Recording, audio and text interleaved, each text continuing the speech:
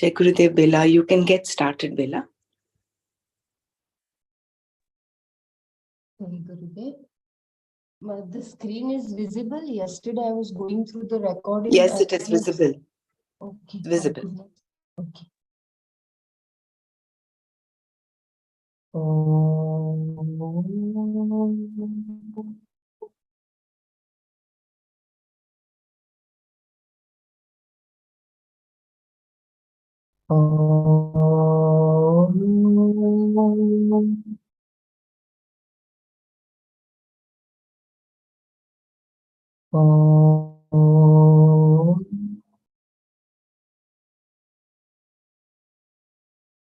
Gurur Brahma, Gurur Vishnu, Gurur Devo Maheshwara, Guru Sakshat Param Brahma, Tasmai Shri Gurave Namaha. Akhanda Mandalakaram Vyaptam Yena Characharam Tatpadam Darshitam Yena Tasmai Shri Gurave Namaha. Om Sahana Vavatu Sahanau Bhunaktu Sahaviryam Karavavahai Tejasvinavadhitamastu ma vidvishavahai. Om Shanti Shanti Shantihi. Narayanam namaskritya naram chaiva narottamam devim saraswatim vyasam tato jayamudiraye. Hello. I will just repeat as decided yesterday, but kindly, if my voice is breaking, kindly help me to take over the session. I can continue sharing the screen. Dhanyavad. I will just read the verse from Dwichatvarimshat, verse 37, and from Bhagavad Gita, chapter 15, verse 5. निर्मानमोहाजित संगदोषा अध्यात्मनित्या विनिवृत्त कामाः द्वन्द्वैर्विमुक्ता सुख दुःख संज्ञैर्गच्छन्त्यमूढा पदमव्ययं तत्. Free from craving for honor and free from delusion, devoid of the defects of attachment, ever thinking of Atma, free from desires, free from the pairs of opposites like happiness and sorrow, the one who is not addunes reaches that avyayam padam. The avyayam padam, the ultimate freedom, is attainable provided one is, number one, free from the desire to be honored. The desire for honor is born out of inflated ego, which requires to be understood and sublimated with proper, continuous, and adequate efforts. Please let me know if there is a breaking of voice. Number two, free from delusion born out of ignorance of oneself. One is born with this delusion. Repeated thoughts pertaining to who we are. How did we come into being? What is the meaning of life? Who are our parents, brothers, and sisters? What are we to accomplish? What is death? What is the life after death, etc. And regular satsang, which would answer the above questions and would help dilute this delusion. Number three, free from attachment, for it leads to misery and binds one firmly in the samsara. Number four, free from desires for happiness or free from binding desires. Number 5, free from raga, dvesha. These are our real enemies, and hence we must strive to reduce their hold on us and ultimately eliminate them, especially if their effects are binding. Number 6, free from the pangs of the pairs of opposites like Sukha Dukha, Janma Mrityu, Shita Ushna, cold heat, Balyam, Vriddhakyam, childhood, old age, Nirmaya, Amaya, welfare, illness, etc. This is possible by proper understanding and assimilation of such knowledge. In this context, it is good to recall the verse from chapter 2:14, which clearly states that the pairs of opposites are inevitable. These are non-constant. These are to be understood and patiently sustained during their tenure. I will just read from chapter 2:14.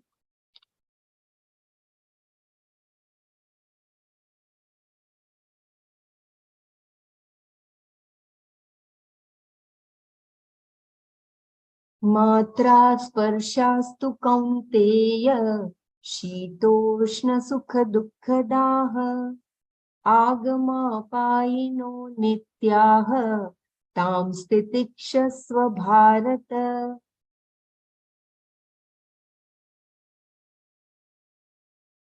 The next point, number 7, free from stupidity and delusion. Verses from chapter 2 again, from 55 through 71. 12 to 13 through 19. I think from chapter 19, verse 12 to 13. 13-8 through 12. There is, sorry, Jai Gurudev Bela, there is no chapter 19. That must be chapter 30. Yeah. 12 to 13 through 19, verse from chapter 2 only, I believe. 12, 13 through 19. Yeah, I'm sorry. No, really. it is chapter 12, 13 through 19. Okay. And chapter 13, 8 through 12. 16-1 through 3, when properly studied, would be the real elixir to get rid of this delusion. If you all permit, I would love to chant from chapter 2, verse 55 to please. 71. Please. Please go through all those verses. You can chant all those verses. Yeah. I hope my voice is okay. Good evening, good night here. I'm Suresh. Oh, welcome back, Suresh. Welcome. Yeah. We are going through, can you just brief me little, just? Yeah, this is from Raman Maharshi's Dwichatvarimshat, that is 42 shlokas, which Sri Ramana had compiled, and our dear Nanaji has made an article, and he has summarized and explained this very well. So we are in the third shatka. Okay then. The first 2 shatkas are over, and these are the last from the last. Yeah. I read it in the message, therefore I joined today. Very nice, wonderful. Thank you. Jai Gurudev. Yeah. Continue. Yeah, dhanyavad.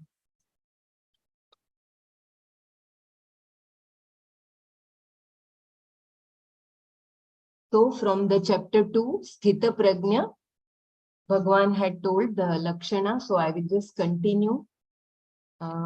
Shri Bhagavan Uvacha Prajahati Yada Kaman Sarvan Partha Manogatan Atmanyevatmana Tushtaha स्थितप्रज्ञस्तदोच्यते दुःखेष्वनुद्विग्मनाः सुखेषु विगतस्पृहः वीतरागभयक्रोधः स्थितधीर्मुनिरुच्यते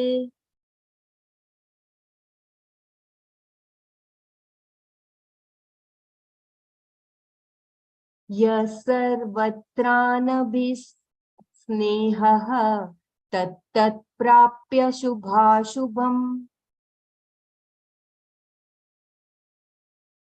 I hope I'm यः सर्वत्रानभिस्नेहः तत्तत्प्राप्य शुभाशुभम् नाभिनन्दति न द्वेष्टि तस्य प्रज्ञा प्रतिष्ठिता यदा संहरते चायं कुर्मुङ्गानीव सर्वशः इन्द्रियाणीन्द्रियार्थेभ्यः तस्य प्रज्ञा प्रतिष्ठिता विषया विनिवर्तन्ते निराहारस्य देहिनः रसवर्जं रसोऽप्यस्य परं दृष्ट्वा निवर्तते यततो ह्यपि कौन्तेय पुरुषस्य विपश्चितः इन्द्रियाणि प्रमाथीनि हरन्ति प्रसभं मनः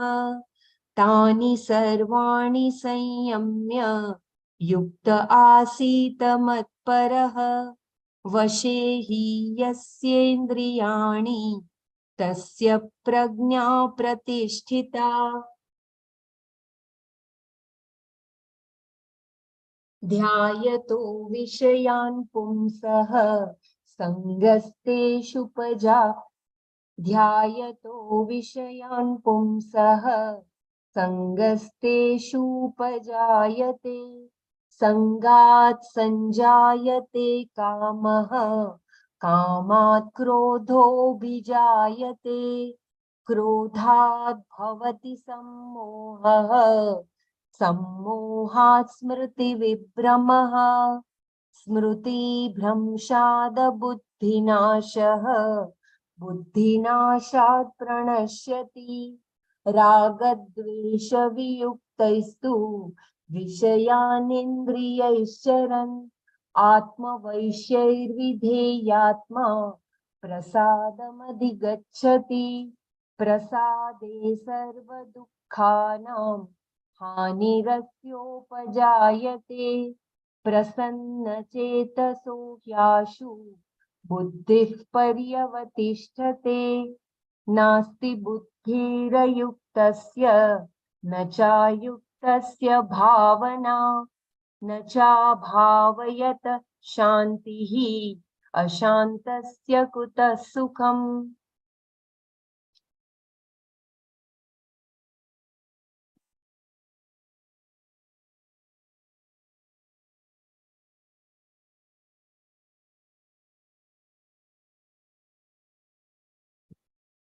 इन्द्रियाणां हि चरतां यन्मनोनुविधीयते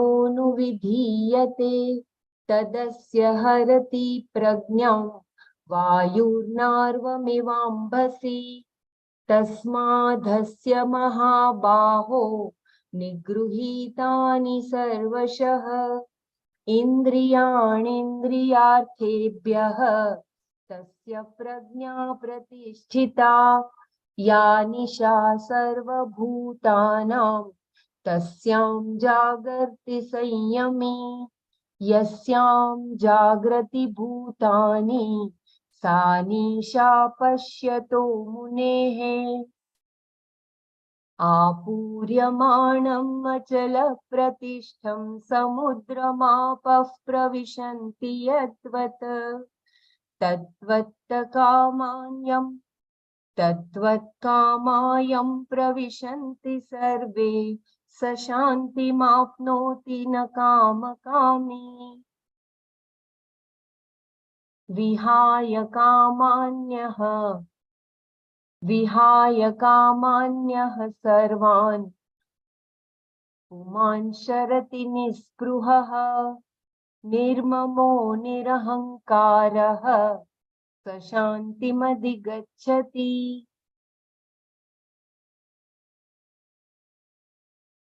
So that was from chapter 2, verse 55 through 71. Now from chapter 12 and 13, verse 19.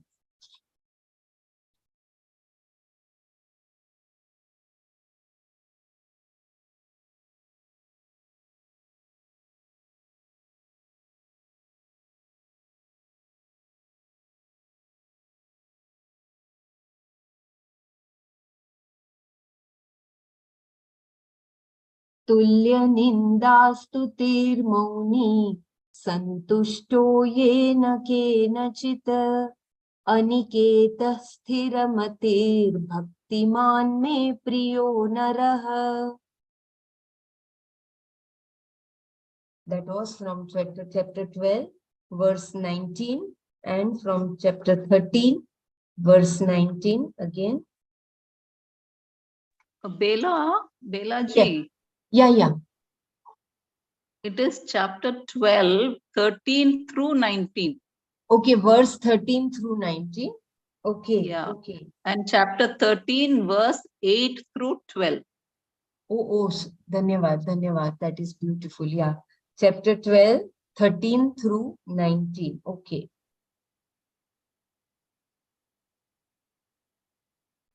Dhanyavad. Very nice. Okay. Yeah, I was thinking that, yeah. So from chapter 12, verse 13. Adveshta sarvabhutanam maitrah karuna evacha nirmamo nirahankaraha samadukha sukha kshami santushta satatam yogi yatatma dridha nishchayah mayyarpitamano buddhihi yo madbhakta same priyah यस्मान्नो द्विजते लोको लोकान्नो द्विजते च यः हर्षामर्षभयोद्वेगैः मुक्तो यः स च मे प्रियः.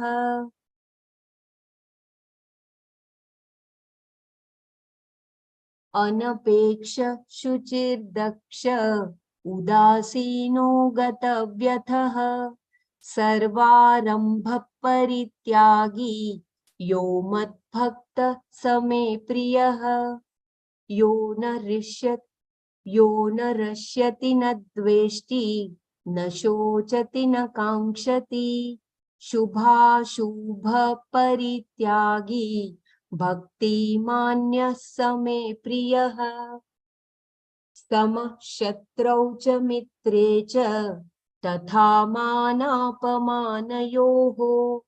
शीतोष्ण सुख दुःखेषु समः संगविवर्जितः तुल्यनिन्दास्तुतिर्मौनी सन्तुष्टो येन केनचित् अनिकेतः स्थिरमतिर्भक्तिमान् मे प्रियो नरः. So that was from chapter 12, 13 through 19. Now from chapter 13, 8 through 12, I believe, right?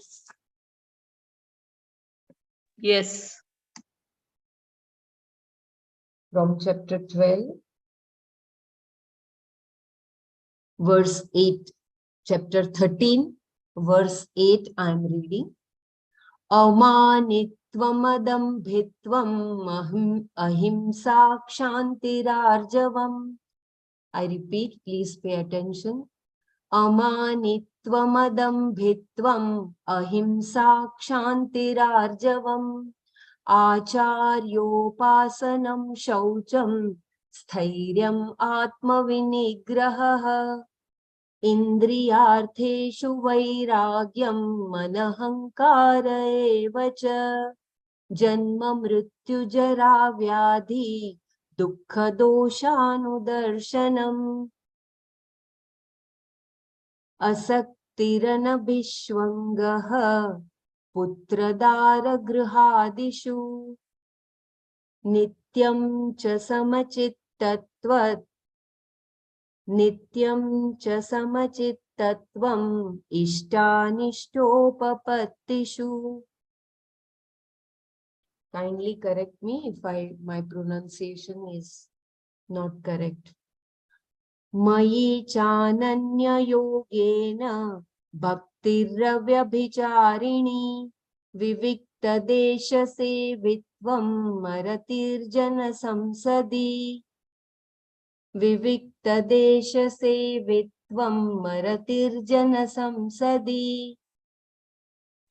अध्यात्मज्ञाननित्यत्वं तत्त्वज्ञानार्थदर्शनम् एतज्ज्ञानमिति प्रोक्तम् अज्ञानं यदतोऽन्यथा ज्ञेयं यत्तत् प्रवक्ष्यामि यज्ज्ञात्वामृतमश्नुते अनादिमत्परं ब्रह्म न सत्तन्नासदुच्यते सर्वतः पाणिपादं ततः सर्वतोक्षिशिरोमुखं सर्वतः श्रुतिमल्लोके सर्वमावृत्य तिष्ठति. Oh, Kshamyatam, it was till 12 only. I'm sorry, it is till 12 only. And then from chapter 16, verse 1 to 3.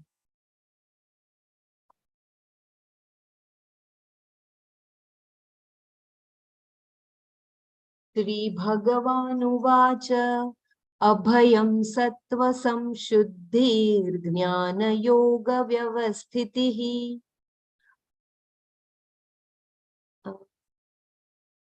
अभयं सत्त्वसंशुद्धिः ज्ञानयोगव्यवस्थितिः दानं दमश्च यज्ञश्च स्वाध्यायस्तप आर्जवम् अहिंसा सत्यमक्रोधः त्यागः शान्तिरपैशुनम् दया भूतेष्वलोलुप्त्वम् मार्दवम् रीरचापलम्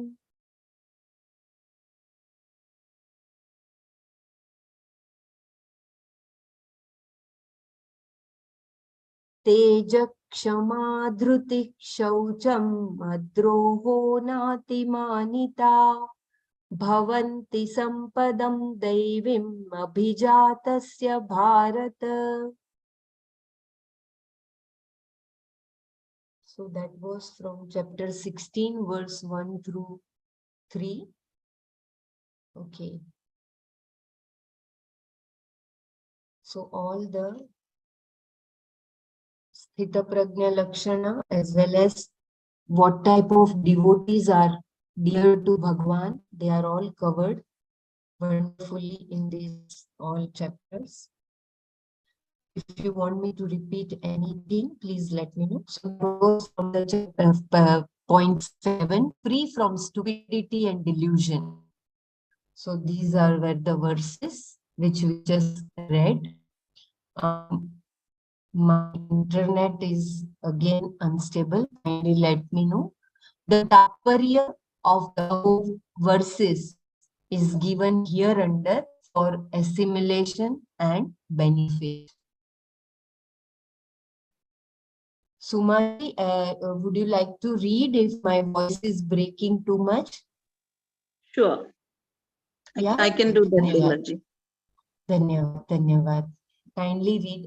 You feel that it was breaking from previous points, no. And if you would.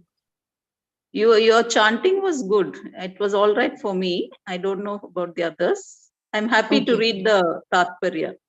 Okay, very nice. Dhanyavad, dhanyavad. Thank you. So chapter 2, verse 55 from Bhagavad Gita. Arjuna. So Bhagavan is saying this, Arjuna, when one thoroughly casts off all cravings of the mind and is satisfied in the self, through the self, then he is said to be of ascertained knowledge. So casting off all cravings of the mind and satisfied in the self through the self. Such a person is said to be of ascertained knowledge. Jnani. The sage whose mind remains unperturbed amid sorrows, whose thirst for pleasure has altogether disappeared, and who is free from passion, fear, and anger, is said to be of ascertained knowledge. You'll have to raise it a bit. Yeah, thank you. He who is unattached to everything, and when meeting with good and evil, neither rejoices nor recoils, when he is said to be of ascertained knowledge.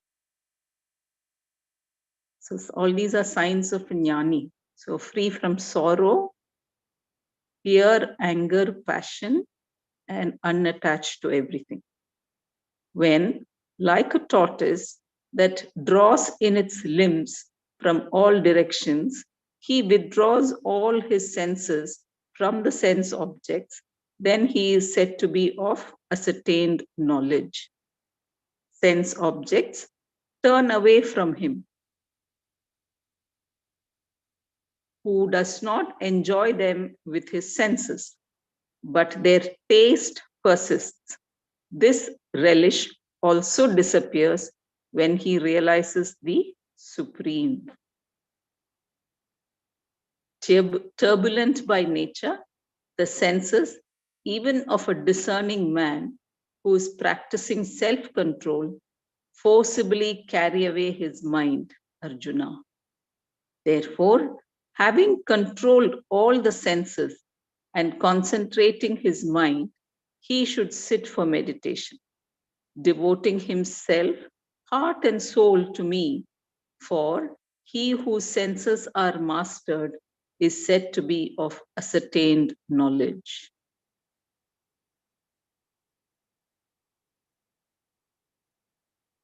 The man dwelling on sense objects develops attachment to them, for them. From attachment springs up desire. From desire, unfulfilled, ensues anger. From anger arises infatuation. From infatuation, confusion of memory. From confusion of memory, loss of reason.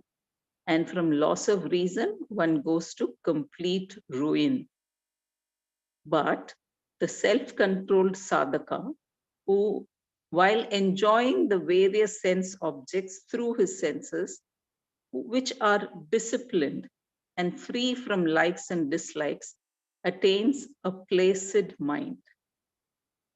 With the attainment of a placid mind, all his sorrows come to an end, and the intellect of such a person of tranquil mind soon matures for the truth.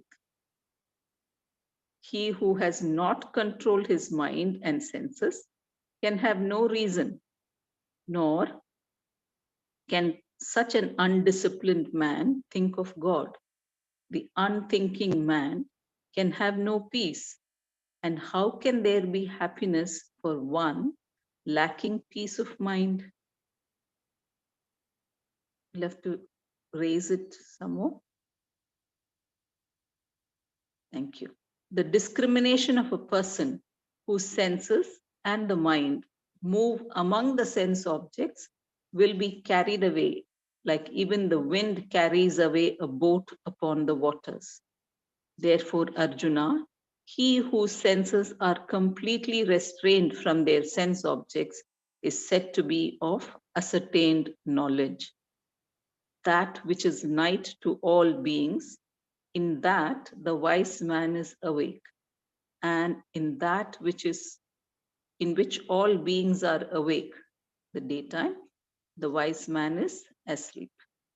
As the waters of different rivers enters the ocean, which though full on all sides remains undisturbed, Likewise, he in whom all enjoyments merge themselves without causing disturbances attains peace, not he who hankers for such enjoyments.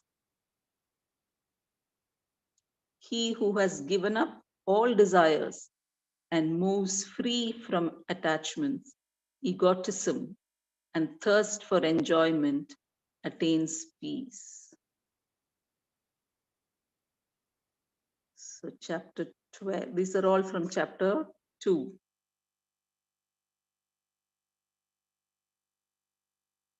Any discussion on this? Chapter 2, how to get rid of delusion.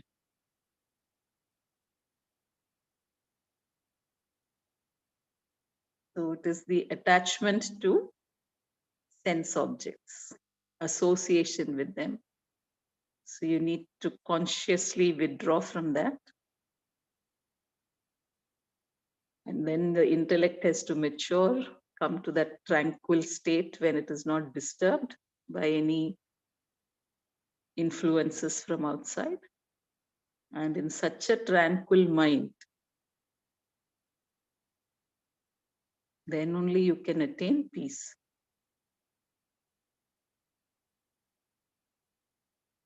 This is what I gathered from this. I think all these points from all the shlokas that were chanted just now, I think it's good for us to enlist and put up as a daily reflection and use them for self-appraisal. As you know, they are our targets, so to say. The, of course, ultimate target is, of course, self-realization. But in order to get there, these are the initial the steps that we will have to look at. So very beautiful points that Bhagwan has given us. He's not only told us what the goal is, he has given us step-by-step approach. This again brings back to the point that was mentioned some 2 days back, I think. If you're only getting this as a concept and you're not able to apply it, then it's better that we don't read the Bhagavad Gita itself. So applying it and integrating it into our life, into our thought process, you know, deeper within is the thought. Ultimately, it is the thought process that has to purify little by little. So every time we have this manayos tulyaha, are we able to remain stable when we are faced with the adverse situations, praise or humiliation? Are we able to still stay with that inner calm? It's very easy when everything is fine to talk about this, no? But when you're actually in that situation, if we are able to get this number one awareness of this and then apply it and not get caught up in that humiliation or elation because someone has praised you, I think that will be paramount. Hariom, I think Dr. Mara wants us to repeat. My suggestion is, may I just read the shloka and Sumaji read the Tatparya for each shloka once again, if it is okay with everyone? Or maybe you can just read the Tatparya, whichever way. Please go ahead. Please repeat it. Jai Gurudev. Okay. Sumaji, kindly, I will just read each shloka and kindly help me to read the Tatparya. Okay? Sure. Yeah. Dhanyavada. So I'm reading from chapter 2, verse 55 once again. Shri Bhagavan Uvacha Prajahati Yada Kaman Sarvan Partha Manogatan Atmanyevatmana Tushtaha Sthita Prajnastadochate. Arjuna, when one thoroughly casts off all cravings of the mind and is satisfied in the self through the self, then he is said to be of ascertained knowledge. Verse That is, 56. Yeah. yeah.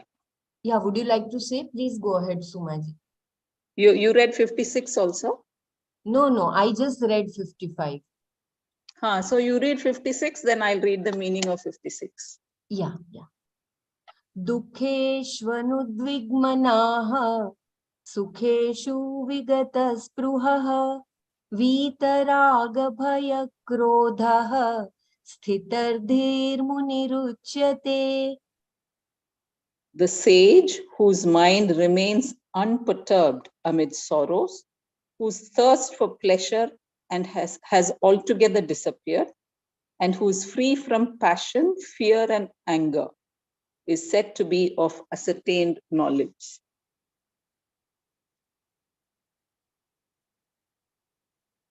Yeah, verse 57 from chapter 2. Yah sarvatranabhi snehah tat prapya shubhashubham nabhinandati nadveshti tasya prajna pratisthita. He who is unattached to everything, and when meeting with good and evil, neither rejoices nor recoils, then he is said to be of ascertained knowledge. Verse 57. Yada samharate chayam kurmonganiva sarvashah indriyanindriyarthebhyah tasya prajna pratisthita. When, like a tortoise, that withdraws in its limbs from all directions, he withdraws all his senses from the sense objects, then he is said to be of ascertained knowledge. Verse 59, chapter 2. Vishayan vinivartante niraharasya dehinah rasavarjam rasopyasya param drishtva nivartate. Sense objects turn away from him who does not enjoy them with his senses, but their taste persists. This relish also disappears when he realizes the Supreme. Yatato hyapi kaunteya purushasya vipaschitah indriyani pramathini haranti prasabham manah. Turbulent by nature, the senses, even of a discerning man who is practicing self-control, forcibly carry away his mind, Arjuna. 61. Tani sarvani sanyamya yukta asita matparah vashe yasyendriyani tasya prajna pratisthita. Therefore, having controlled all the senses and concentrating his mind, he should sit for meditation, devoting himself heart and soul to me, for he whose senses are mastered is said to be of ascertained knowledge. 62. Dhyayato vishayan pumsah sangasteshu pajayate sangat sanjayate kamah kamat krodho bijayate. The man dwelling on sense objects develops attachment for them. From attachment springs up desire, and from desire unfulfilled ensues anger. 63. Krodhat bhavati sammohah sammohat smriti vibramah smriti bhramshat buddhinashah बुद्धिनाशात् प्रणश्यति. From anger arises infatuation. From infatuation, confusion of memory. From confusion of memory, loss of reason. And from loss of reason, one goes to complete ruin. 64 verse. रागद्वेषवियुक्तैस्तु विषयानिन्द्रियैश्चरन् आत्मवैश्यैर्विधेयात्मा प्रसादमधिगच्छति. But the self-controlled sadhaka, while enjoying the various sense objects through his senses, which are disciplined and free from likes and dislikes, attains a placid mind. प्रसादे सर्वदुःखानां हानिरस्योपजायते प्रसन्नचेतसो ह्याशु बुद्धिः पर्यवतिष्ठते. With the attainment of a placid mind, all his sorrows come to an end, and the intellect of such a person of tranquil mind soon matures for the truth. So first we need to reach that peace of mind. Only then we can move towards the truth. Only it will mature towards the truth on its own, I think. Yeah. Verse 66. Nasti buddhirayuktasya na chayuktasya bhavana na cha bhavayata shantihi ashantasya kuta sukham. He who has not controlled his mind and senses can have no reason, nor can such an undisciplined man think of God. The unthinking man can have no peace. And how can there be happiness for one lacking peace of mind? 67. Indriyanam hi charatam yanmano vidhiyate tadasya harati pragnam vayurnavamim vambhasi tadasya harati pragnam vayurnavamivambhasi. The discrimination of a person whose senses and the mind move among the sense objects will be carried away like even the wind carries away a boat upon the waters. 68 verse. Tasmadhyasya mahabaho nigruhitani sarvashah indriyanindriyarthebhyah tasya prajna pratisthita. Therefore, Arjuna, he whose senses are completely restrained from their sense objects is said to be of ascertained knowledge. 69th verse. Ya nisha sarvabhutanam tas. Kshamyatam, somebody is saying something? Okay. Ya nisha sarvabhutanam tasyam jagarti sanyami yasyam jagrati bhutani sanisha yasyam jagrati bhutani sanisha pashyato munehe. That which is night to all beings, in that the wise man is awake, and in that in which all beings are awake, day, the wise man is asleep. I didn't understand this concept. We can discuss this later. You continue, only 2 more verses. Verse 70. Apuryamāṇam acala pratishtham samudramāpah pravishanti yadvat tadvat kāmayam pravishanti sarve sashanti māpnoti na kāmakāmi.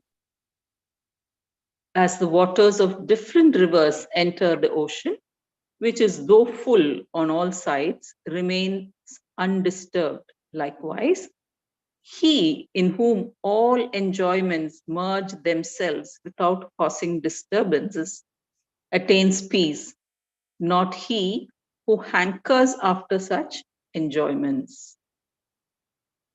Verse 71.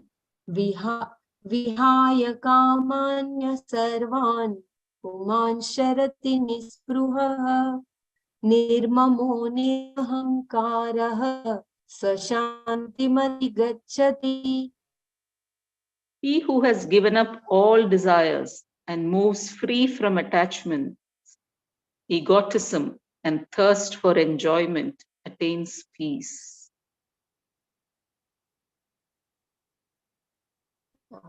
We can discuss each shloka. It is very, very beautiful and very important, I believe.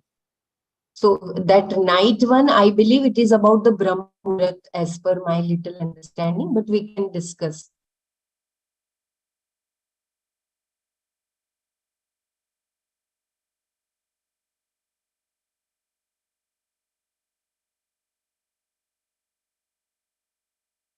So again, it is chapter 255 is through the self, reach for the self through the self. So it is our self effort, lifting our mind that Uttareta Anatmanam. That's the thing here. We have to lift ourselves from all these cravings and aversions of the mind and lift ourselves.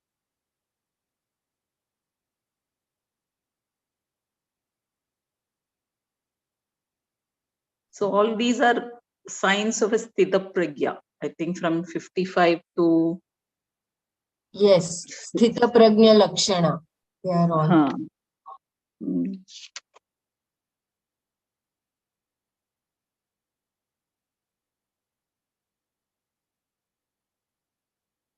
And then 56. Yeah, this is an answer to Arjuna's question. Just a previous shloka is that Arjuna is asking, "O Keshava, kindly, what is the description of the one who has steady wisdom and who is merged in the superconscious state? How does one of steady wisdom speak? How does he sit? How does he walk?" This was the question of Arjuna in the 54th verse, and Bhagavan has followed the answer for his question.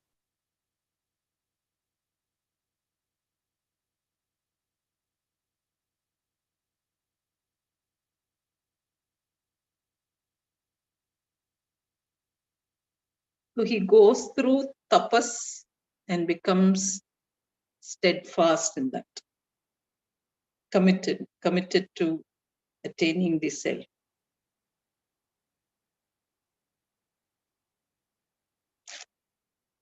So it starts with controlling the senses and keeping it under control, and then fixing our attention on the divine. Yeah, like a tortoise. When there is something, then his all limbs are compressed. In the same way, he withdraws from all sides. In the same way, we have to withdraw from all our sense objects for the steadiness in the tapas.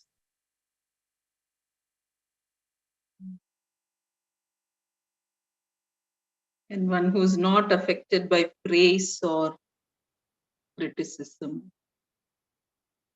It is 57, isn't it? Neither rejoices nor recoils from anything. Yeah.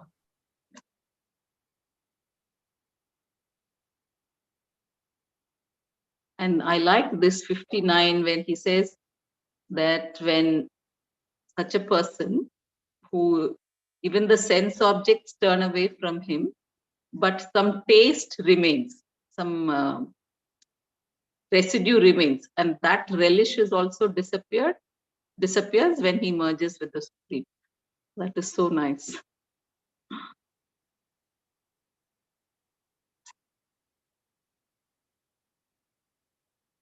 Then he says how the senses are turbulent by nature. So even a committed man can get swayed like a boat gets carried away in the water, in the wind.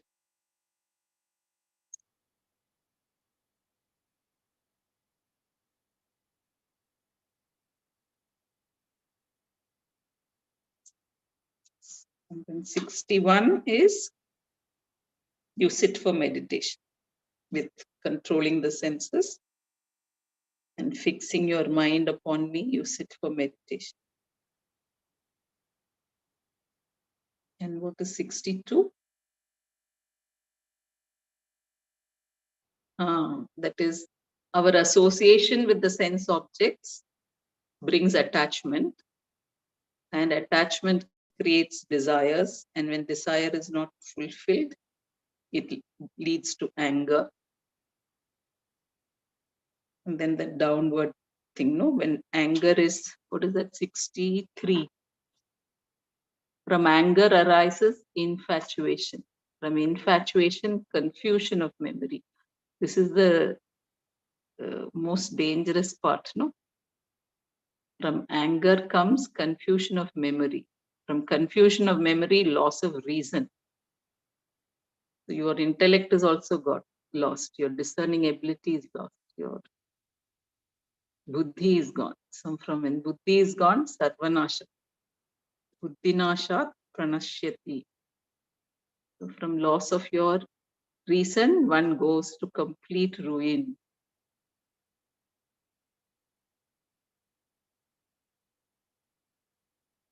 This is the most important verse for the sadhaka. So this is why we have to be alert like the tortoise. The minute we recognize we are getting attached to some sense objects or some association, we have to withdraw from that. So cut it at the nip it at the bud, no? And develop that detachment. Not just nip it at the bud, we need to remove it from the roots. Otherwise, it might sprout again. Like the taste remaining, no, that rasa, even that has to go. But then again, this is all about binding desires, not about non-binding desires. Bhagwan is not suggesting, and Gurudev also mentions, he doesn't want us to become like recluses. No, we need to live in the world, but be aware of binding desires. If I don't have this, my life is going to be miserable. That's a binding desire.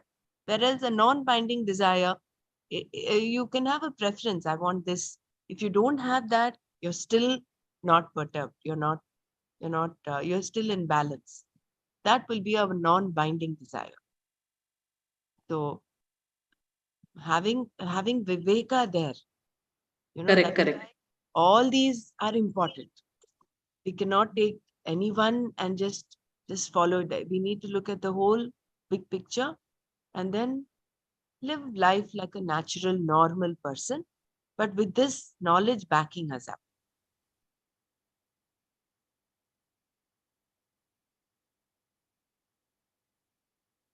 And from our own experience also, we will gain some of this knowledge, no?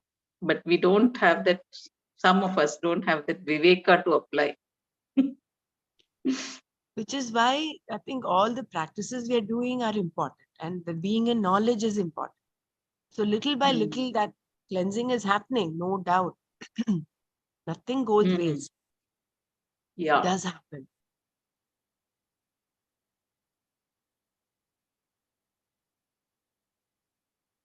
Shall we move forward? Because yeah. So 63 is done. 64 is also done. No?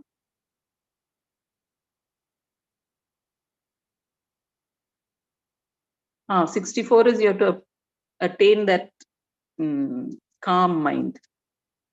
From the self-control sadhaka, while enjoying, this is what Brahmaraji just now said, while enjoying various sense objects through the senses, which are disciplined and free from all likes and dislikes, he attains placid mind, the peace of mind. And when we attain the peace of mind and free from sorrows, our sorrows come to an end. And then we are ready for, or the mind is ready to grasp the truth, matures for the truth. So what Brahmaraji said, very important. Binding attachments, that is where we have to be, apply that self-control, all that. But still enjoy the world and attain peace of mind. Then he who has not controlled his mind and senses, they have no reason, nor is one with an indisciplined man think of God. Yeah, that we come across that. The unthinking man can have no peace of mind.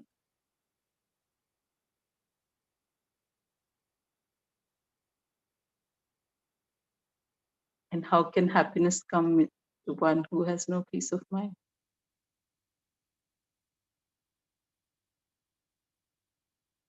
The discrimination of a person whose senses, okay, we are going through only the Tatparya, no? Or am I to wait for Bailaji to read the shlokas again?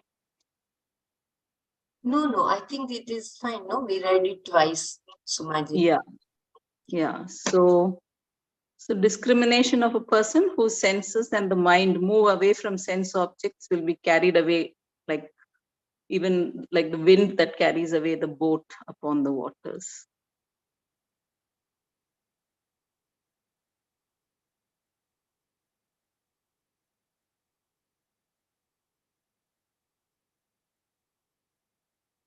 Therefore, Arjuna, he whose senses are completely restrained from their sense objects is said to be Sthita Pragya. So Bhagavan has said everything. How one can fall from this? Even if we are steadfast, established, still we can get caught. Bhagavan has told us that to be aware, these is what can happen. These are the things that can happen. So we just have to be aware. And this is the one I didn't understand. That which is night to all beings.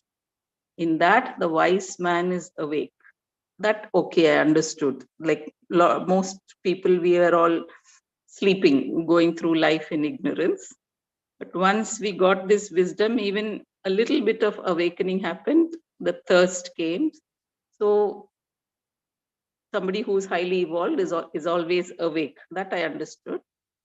But in that which is all beings are awake. Oh, okay, I got it now. So in ignorance, the wise man is asleep. Is that how it is? That's how I got it. Yeah. Okay. That is why punaha is important. So that every time there's a deeper understanding. No? There's more clarity that dawns. Yeah. Very good. So you've got the right interpretation. Yeah. The ignorant are awake to the anatma. They are asleep to the atma tattva. Whereas the wise man is ever awake to the atma tattva. He is as though asleep to the anatma tattva. All that is anatma. So for that, it is day for people who are ignorant, whereas that he sleeps at that time. He's asleep at that. So that delinking and so intricate knowledge, no? Very beautiful, very, very beautiful. Actually, it is, we can say, Brahmaraji Maya. He is asleep in the Maya dimensions of is mind. beyond Maya, whereas those that are the beings here, they're talking of ignorant beings, they're all engulfed by Maya. Correct. For them, Maya is the kind of day. Yeah. They are fully involved into it.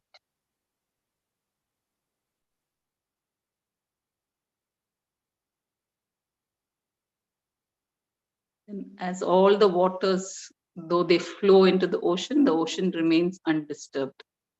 So Sthita Prajna is also like that, in spite of all the happenings around him. Many things can disturb, but he still remains peaceful. And he does not hanker for enjoyment. Here, I think we have to remember that Atma Bodh verse also, where Nanaji had beautifully explained that in rivers, when the rainwater comes, it will overflow, but the ocean never overflows, whether it is whatever it is, like from all sides, it remains composed. In Spandakarika, there was one question somebody asked Gurudev, that if everything is vibration, in this moment, how can you be peaceful or still? So he gives this example of the ocean, where all rivers, everything come and empty their water into the ocean and the waves are rising. So there's so much vibration going on in the ocean. But the ocean is moving in itself. It is not going away anywhere. It is not disturbed. So he said that this moment is full of vibrations and yet very peaceful, very that placid mind. That's what came to my mind now, that though the ocean is got waves, rivers emptying, all these disturbances are happening, so much of movement is happening, but still it is full. It is not disturbed. That is the Sthita Prajna Lakshana.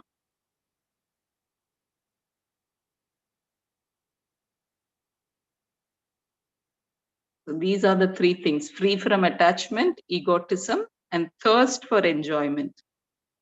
This thirst is that desire, desire for sense objects, sensory pleasure. So only such a person, when you're free from all this, you will attain peace. This egotism is also very elusive.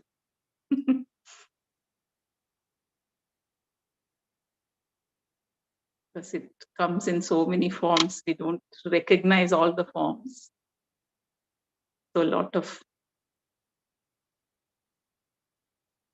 practice, I suppose, is with awareness to become like that ocean that has rivers flowing in, waves moving, but still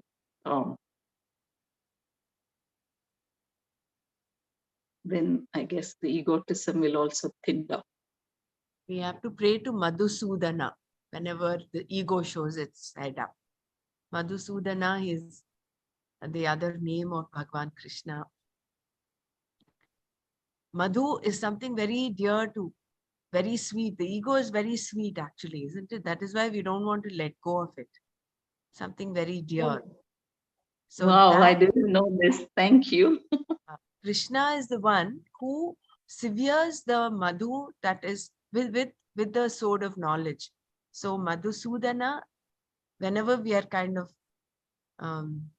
entrapped by this ego, then I think we need to just remember Madhusudana and pray to him. And then I think what will happen is that the small ego will merge with that bigger ego, and then it will dissolve. So I think we don't see, and ego has its reason. Unless we have that little bit of ego sense, we cannot even function in the world. So not getting too disturbed by that, but just being aware of it. Like what Gurudev says, keep it like you keep money in your pocket, keep ego in your pocket and go about. But don't let it go to your head. In Devi Mahatmyam, the first introductory shloka it says that Mahavishnu prayed to Devi to help slay Madhusudana. And I don't know what was the suggestion. That was Madhu Kaitava. They're two different. Oh, okay. Oh, okay, Madhusudana okay. is the name of Lord Krishna. Oh, okay. All Yeah, right. Madhu I was Kaitaba are demons that are they're causing havoc. And yeah, you're right. That is why the Devi comes. Yeah. Madhu Kaitaba, like Gurudev says, are like it's like the wax in the ear. They're Madhu and Kaitaba. So yeah. Madhu is something that I don't think I'm getting it right, but yeah, it is to do with the ego. Madhu there is again a representative of the ego, because anyone who What springs to Gurudev said is, we get disturbed by what we hear. So that is that earwax. So that causes problems. So this our disturbance by what we hear causing problem, and it is not possible to annihilate it, because so many people will be constantly having different opinions. You also have different opinions. So all this is going to constantly disturb you. I have to read Devi Mahatmyam again. So some in that first, in the beginning. So Mahavishnu fights for many thousands of years with this Madhu and Kaitaba, and he's not able to slay them. So he prays to Devi, and that's how the Devi Mahatmyam starts. But I don't know what is the suggestion she gives. I think I'll have to go back. I can't remember how to slay them, and then he slays them. So I used to think that Madhusudana, he got the name because he killed Madhu and Kaitaba. That's how I got it. But now you are telling me it is a different story. Okay.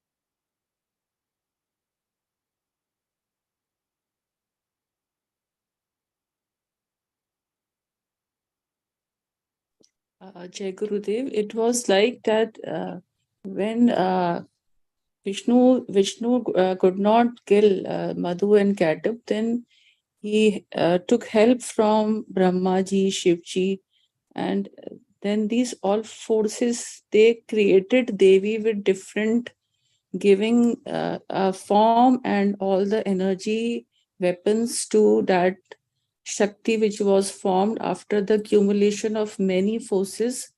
That form of Devi, Durga, or Chamunda, whatever name we can call. So that form was made after collecting many forces from all the devatas. Like it is mentioned in Durga, this thing that Indra gave that thing, then Brahma gave this thing, Akshmala, various things were given, weapons formed. So that was why she had that so much of power that she could kill those Rakshasas. Yes.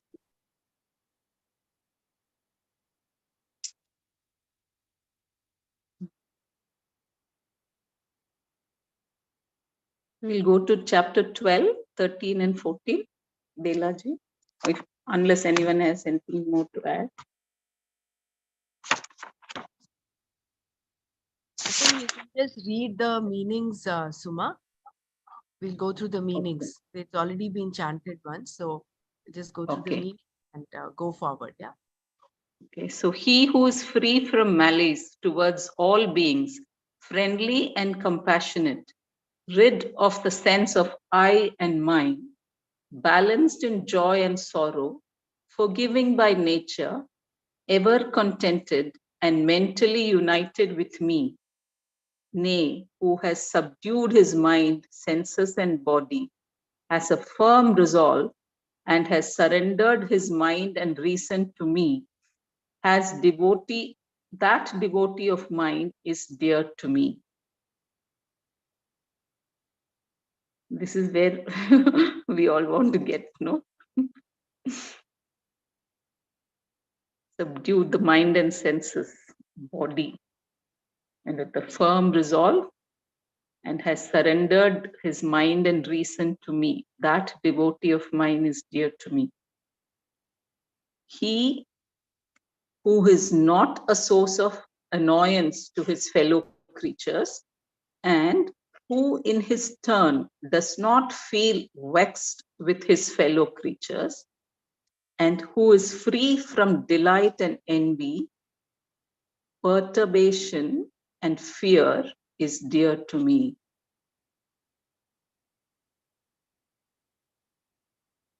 That's also very nice, no? Then 12:16 is, he who has no craving, who's pure, capable, unconcerned, devoid of fear, and who has given up the urge for undertakings.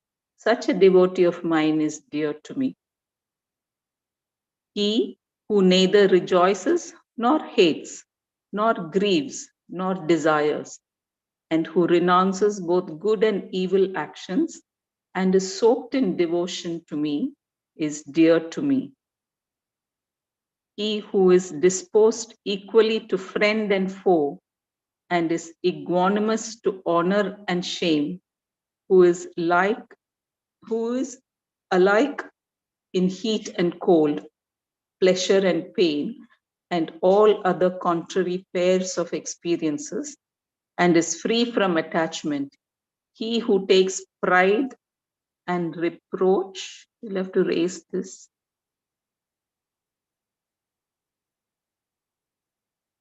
I can share the screen. Are you able to share screen, Bella, or should I share screen?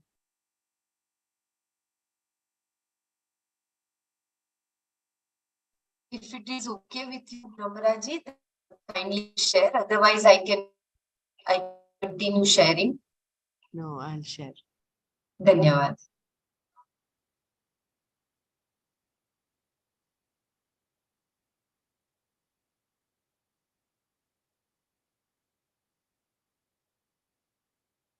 Yeah, is this where you are? A little higher, one more step, one more step. Yes. He who is disposed equally to friend and foe, and is equanimous to honor and shame, who is alike in heat and cold, pleasure and pain, and all other contrary pairs of experiences, and is free from attachment, he who takes praise and reproach alike, and is contented with whatever is available, he who has no place of residence, who is firm in his mind towards me and is full of devotion to me, is dear to me. So earlier he gave qualities of a Sthita Pragya, now he's giving qualities of a devotee, I think. Absence of desire to be honored, freedom from misplaced and bloated ego, non-violence, forbearance, integrity, alignment of body, mind, and speech. So that is integrity. Alignment of body, mind, and speech. Service of the preceptor, purity, firmness of mind, shama and dhamma. You have to raise the page a little more. Jai Gurudev, just previous one. What does Ramnaji meant by he who has no place of residence? What does he mean by this? I suppose one who doesn't claim ownership of this is my land or my house, like that. If you remember My in property. Bhagavad, I think there is one shloka which says, the person who does not have a dwelling, he actually is who sleeps wherever, doesn't matter, he sleeps under the tree, on the floor, he is the most exalted. He is that Nisangat. It exalts this passion. I think that is what it means. He who has no place of residence. That's why they say all sannyasis, they don't stay in one place, no, they keep wandering. Yeah. 18, 19 shlokas, na? These are like, okay. Thank you. Yeah.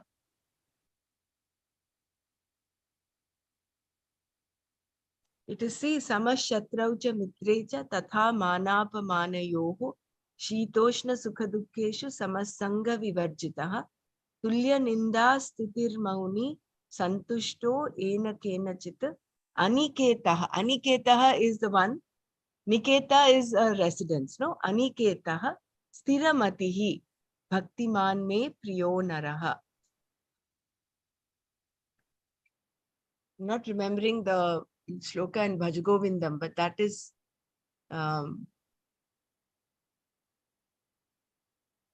it says that person who does not have, what can equal that dispassion, that joy that dispassion gives? And that in that sense, that example is given, a person without a place. Because only then will everything start, no? My house, my this, my, all the my thing happens. But when you are, the whole world is your place, the sky is your roof, everything belongs to you. So is it possible for a grahastha to, I suppose it is, but in the initial stages at least, I think it will be a bit, if we have to do all our karmas, so we do start with that. This is talking of a jnani. What he's talking of is the lakshanas of a jnani, who, in other Jnani, terms, is it? sannyasi. Yeah. So I don't think we should equate it to us having no place of residence. That will become impractical. So this is the jnani lakshanas. Or maybe like not having that feeling of possessiveness that Exactly. you think that Yes. this house is forever for me, that you will Correct. leave one day.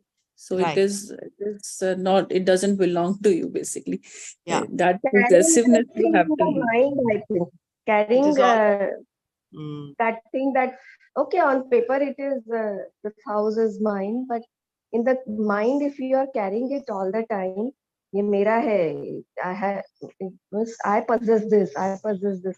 This, I think mind and emotions play a very important role. There you should Right. feel the freedom completely from all these things. It's okay. Like otherwise, we have seen around, no, how people, they become so possessive about their belongings and their properties and their all everything. So I'm sure we are a little bit, step by step, at least 1-2% we are on that path of dispassion. Yeah, it is there for my, and to the best of my knowledge, if I can use it for the greater higher purpose. I am having the house, but if it is of more use, now Rudra pujas are going on. If I can accommodate the Swamijis and the puja pandits in my house, so that is the ultimate use we are doing with our all possessions. No? So that way, our Gurudev has said, go grahastha on. dharma, and at the same time, feeling that from within that dispassionate thread is there. I think that Yeah, will Gurudev bring the said, more no, make balance. your house an ashrama. Make your house an ashrama, open it like what you're doing for satsang Everything, and all the our puja. belongings, wherever we feel possessiveness, no? If we can Mm. extend it to more people, to accommodate more people and more, so the more expansion happens in the mind, so automatically that clinging on to the small things will get released. That's what I feel. Otherwise, it is impossible to think of dispassion and everything in Grahastha Ashrama. Yeah. Okay.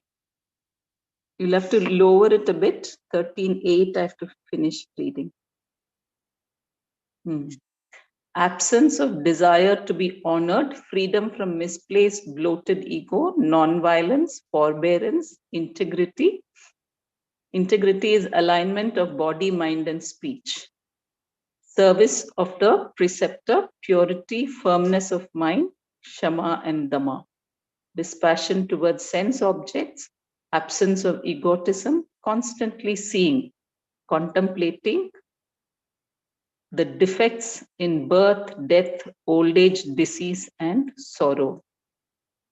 Detachment, absence of excessive love towards progeny, wife, house, property, etc. Being ever equanimous with respect to the occurrence of the likes and dislikes. Having unadulterated bhakti in me with no other thought. You'll have to raise this, please.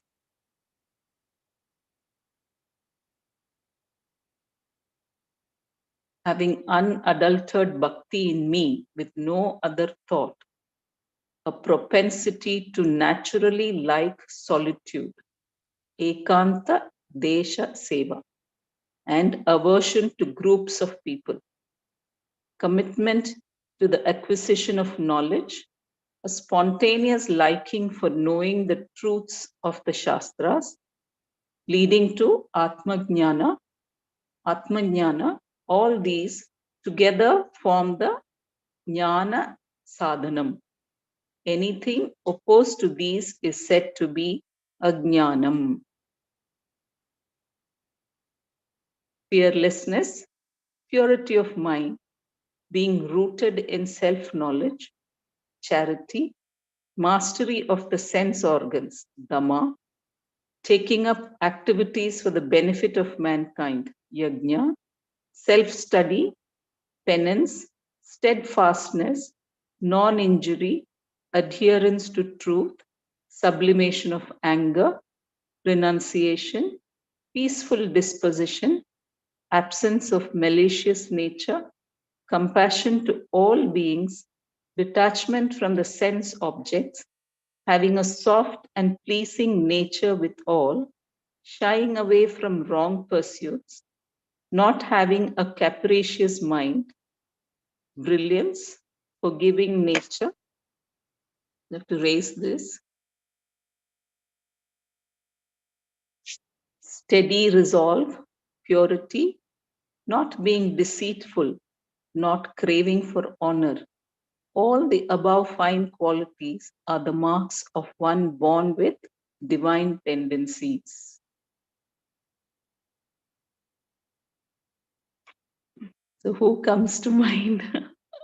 All this 1 to 3, chapter 13, no? 1 to 3, all these qualities are there in Gurudev. One who is born with divine tendencies. Free from all other thoughts and always reveling in Atma and well immersed in that thought.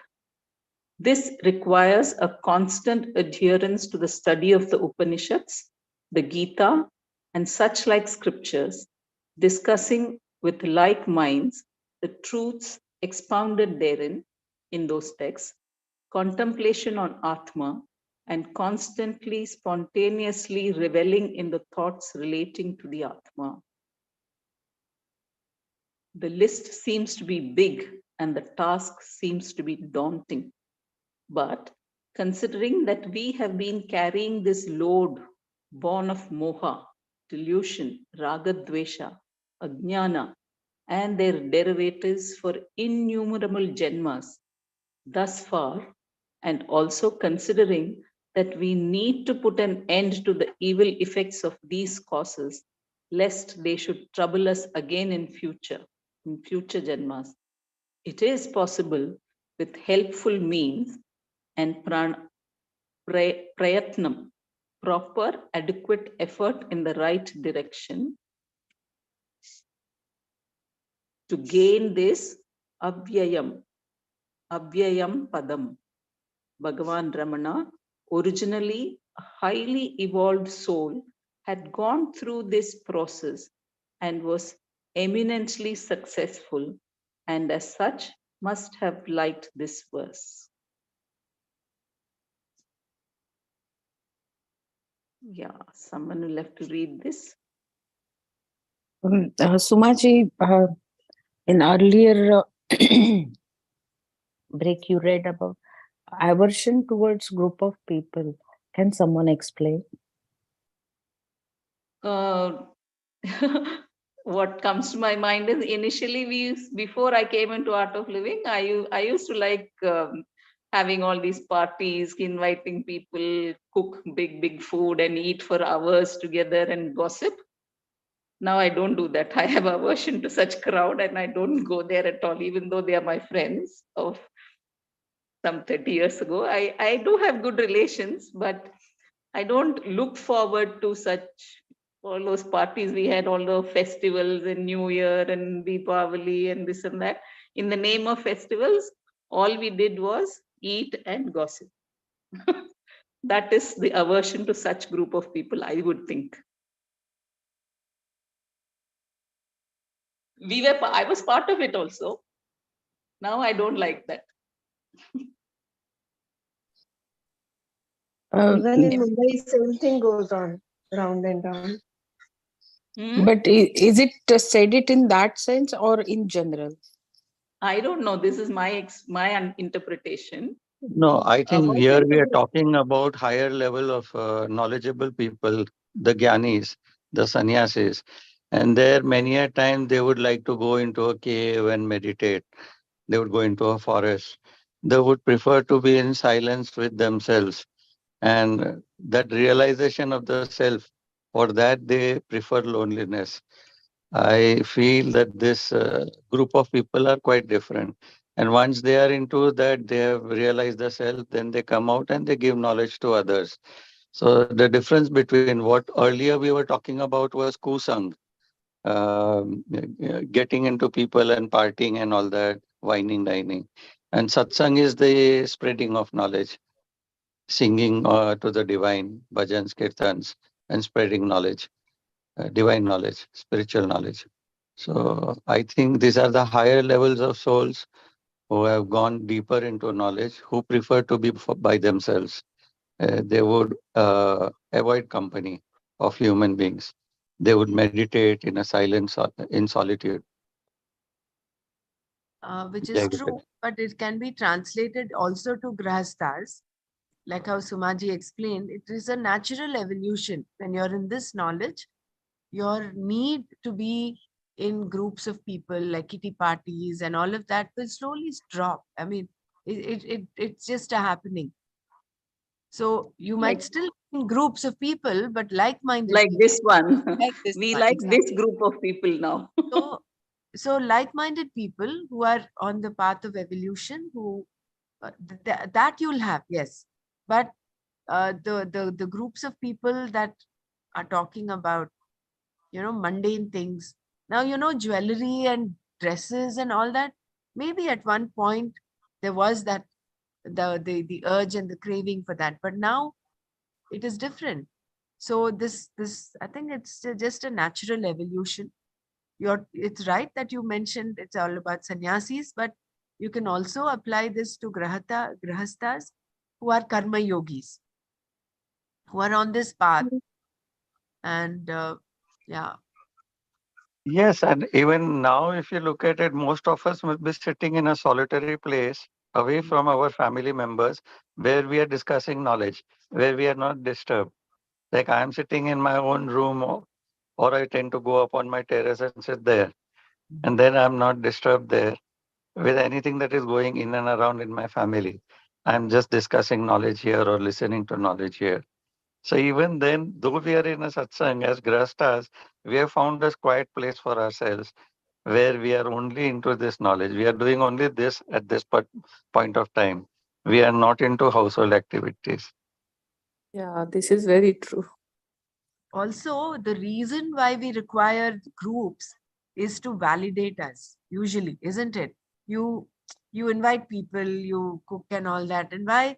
Because somewhere there is that ego satiation. There is you're boosting the ego in a subtle sense. You're getting validation from others. And that self-acceptance comes from others accepting you. That is the reason why people want to go to groups and have parties and things like that. But when in this knowledge you revel in yourself, you don't need another to validate you. You don't need another to tell you for your self acceptance, because all this is about atma jnana, and you're being shown what your true self is. So there is no need. A person who is the other way, who needs company, who needs should I say, others to validate him or her, he would need this, and he cannot stay alone. His own company will be difficult for him. But it's the other way around for people on this path. They would like to be by themselves, so they can do a bit of, nididhyasana. They can contemplate. So I think that's a natural happening. We had a lot of nice discussion today and very good insights. I think we'll close here today and we'll continue tomorrow. I thought we'll finish today. In fact, Nana was asking, so where are you? He's been keeping a tab on where we were. I said, mostly today we should be completing, because he said he will come another session to answer any queries. So again, if any of you has queries, please write them down, because all our memories, we're not able to remember what question we had also. So it's good to ask those questions and get the clarity. So we'll start with verse 38 tomorrow. We have 5 verses, 38 to 42. Om Loka. Yes. A small request that Nanaji also can give us some revision of this Ramana Maharshi's pick of these 42 slokas, because his level of understanding is far superior to ours, I suppose. So I was just thinking that if he could also do one session, a quick session, 1 or 2 classes, if run through sure. this. Yeah. I also feel the same. Please We'll request convey that. that. Yeah. Thank you. Om Loka Samasta Sukhino Bhavantu. Om Shanti Shanti Shanti. Om Tat Sat Shri Krishnarpanamastu. Jai Gurudev. Jai Gurudev.